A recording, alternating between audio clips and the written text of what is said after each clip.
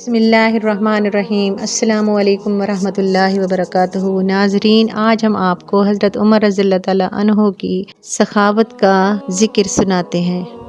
Video شروع کرنے سے پہلے ہمارے چینل علم و بیان کو سبسکرائب کریں، بیل کے بٹن کو دبا دیں، ویڈیو کو لائک اور شیئر ضرور کریں۔ ناظرین، حضرت عمر کا امیر المومنین حضرت عمر اپنے خلافت کے زمانے میں بسا اوقات رات کو چوکیدارہ کے طور پر شہر کی حفاظت بھی فرمایا کرتے تھے۔ ایک مرتبہ اسی حالت میں ایک میدان میں گزر ہوا، دیکھا کہ ایک خیمہ بالوں کا بنا ہوا لگا ہوا ہے جو پہلے وہاں نہیں دیکھا تھا۔ اس کے قریب پہنچے تو دیکھا کہ ایک صاحب وہاں بیٹھے ہوئے ہیں اور خیمے سے کچھ کراہنے کی آواز آ رہی ہے۔ سلام کر کے ان صاحب کے پاس بیٹھ گئے اور دریافت کیا کہ تم کون ہو؟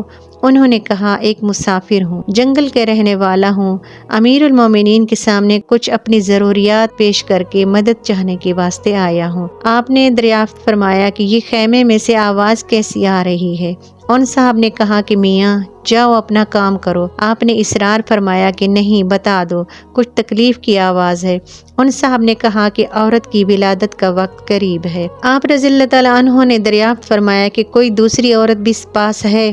انہوں نے کہا کوئی نہیں۔ آپ وہاں سے اٹھے اور مکان تشریف لے گئے اور اپنی بیوی حضرت ام کلثوم رضی اللہ تعالیٰ عنہا سے فرمایا کہ ایک بڑے ثواب کی چیز مقدر سے تمہارے لیے آئی ہے۔ انہوں نے پوچھا کیا ہے؟ آپ نے فرمایا ایک گاؤں کی رہنے والی بیچاری تنہا ہے، اس کو درد ذہ ہو رہا ہے۔ انہوں نے ارشاد فرمایا ہاں، تمہاری صلاح ہو تو میں تیار ہوں۔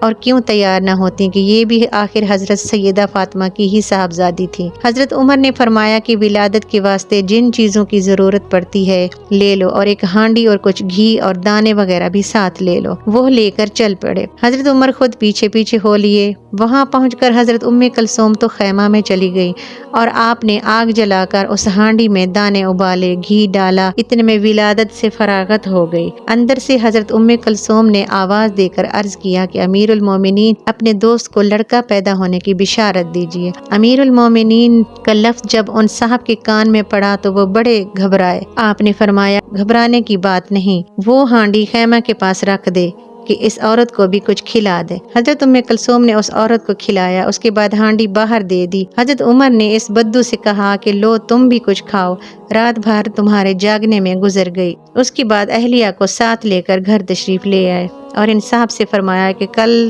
آنا، تمہارے لیے انتظام کر دیا جائے گا۔